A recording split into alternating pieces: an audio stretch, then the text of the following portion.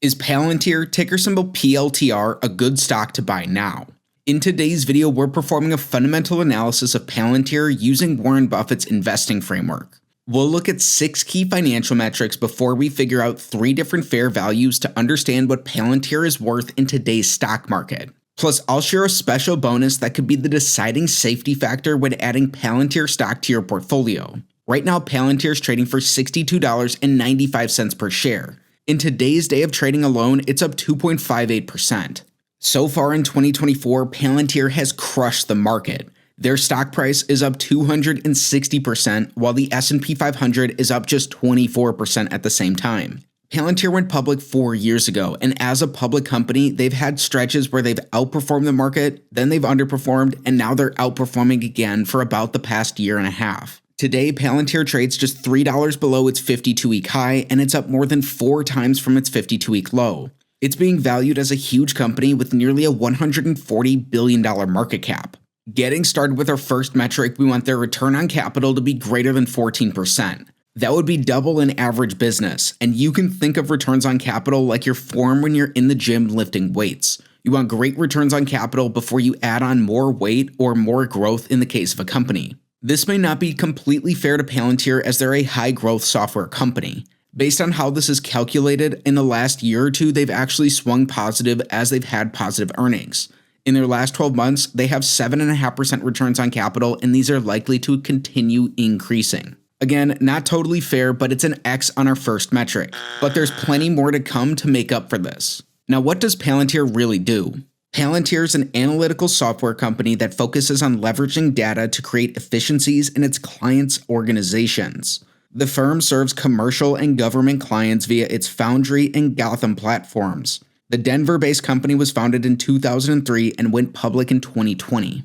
Notably, its software was reportedly used to find Osama bin Laden. Next, we want sales, earnings, and free cash flow growth. When you've got a good thing going, you want more of it, right? In the case of Palantir, they've tripled their sales in the last 5 years alone. Also, they've took their earnings from being negative in 4 of these 5 years to being positive for the first time in 2023 and onward. Even better for the company, they've had positive cash flows in 3 of the last 5 years, and this is steadily increasing. All 3 of these are up big for Palantir, and it's our first check of the day on metric number 2. Shockingly, despite its success in 2024, there are no super investors who own Palantir stock. The last buyer was Daniel Loeb of Third Point Capital back in 2020, but he sold out during the first quarter of 2021. Next, we want to look at Palantir from the view of an individual shareholder. In metric number 3, we want their earnings per share to have grown. That's the case as Palantir has taken their earnings from being negative to positive over this time. They have positive earnings per share in 2023 and 2024 for the first time in their history. It's a solid check here. One thing to keep in mind is that even after listing as a public company back in 2020, Palantir has added more than 400 million shares to their shares outstanding. This has caused a fair amount of shareholder dilution despite their growth, so it's something you do want to be careful of. If you want to support the channel, you can do so by clicking the first link in the description box. That'll take you to Interactive Brokers, Global Value's broker affiliate. Just by clicking the link, you support the channel, absolutely for free. Metric number 4 is a similar point, but even more important. We want free cash flow per share growth. Free cash flows are the lifeblood of any business, and it's ultimately how businesses are valued, which is the exact method we'll use later on in the video.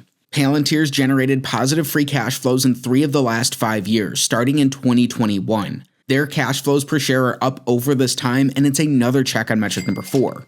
So far, the company has 3 checks and only that 1 X, which was slightly against them. Now, what does their balance sheet look like? Warren Buffett wants wonderful companies that don't need a lot of debt to grow, and Palantir fits this.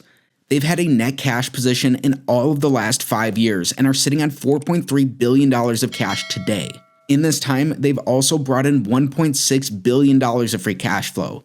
This puts them in a very healthy financial position, and it's another huge check on metric number 5. Palantir appears to be way healthier than a lot of other software growth companies. Before we figure out what the company's worth, it's time for our other bonus, which looks at their short-term health as well.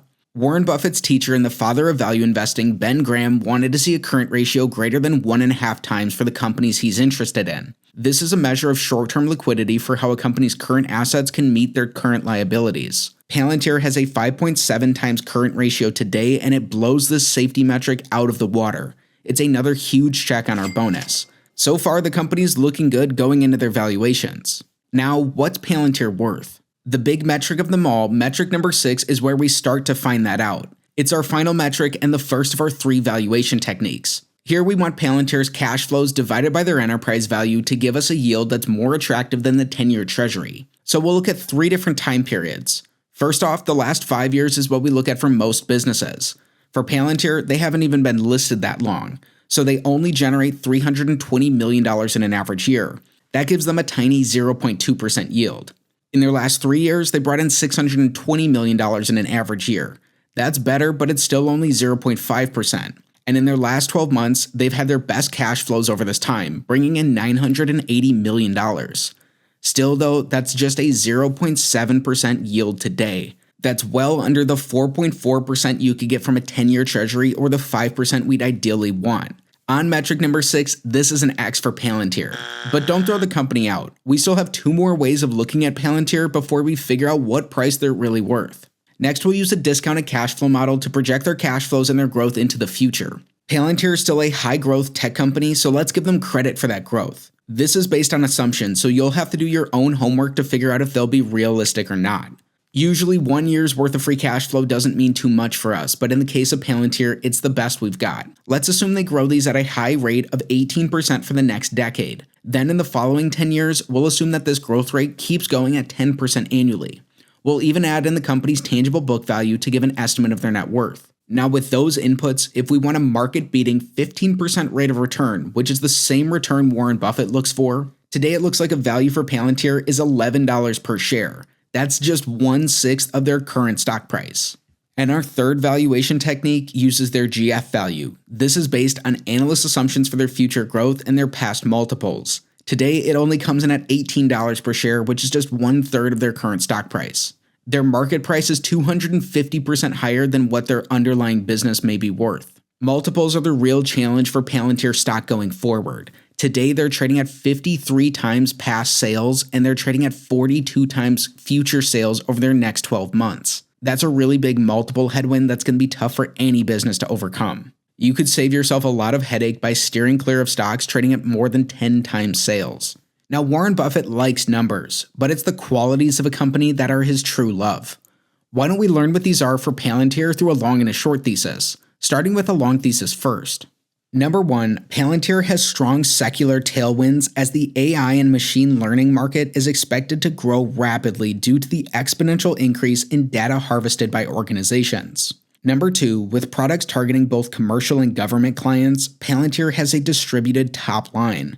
Non-cyclical government revenue insulates the firm during lean times. And number 3, Palantir's focus on modular sales could lead to substantially more commercial clients, which the firm could then upsell. But things aren't all positives. Why don't we look at a short thesis as well? Number 1, by not selling to countries or companies that are antithetical to its mission and cultural values, Palantir self-restricts its growth opportunities. But this is by no means a bad thing. It gives them key ins with governments like the United States. Number 2, Palantir's AI platform is off to a good start, but there'll likely be robust AI competition in the years ahead. And number 3, Palantir's executive team has made questionable strategic decisions in the past. While past performance isn't necessarily indicative of future results, these missteps could merit caution from potential investors. Now it's time to put everything together for Palantir. We learned that this company has a lot of the traits of being a wonderful business. They've grown quickly in the last 5 years, and they've gone from losing money to being solidly profitable, on top of sitting on a big cash cushion. Their returns on capital are also improving. However, the company's diluted shareholders pretty much every year since going public. That may not be the worst thing, with Palantir trading at some very high recent valuations. Remember, this isn't financial advice, and it's not a buy or sell recommendation of any security. Today, it doesn't look like the cash flows from their business can support this stock market valuation. That's why when we put everything together for Palantir, a fair value for the company only comes in at $16.75 per share. That's down more than $40 from their current stock price, and it's really close to their 52-week lows. Now, if you enjoyed the video, you'll like this next one on screen as well.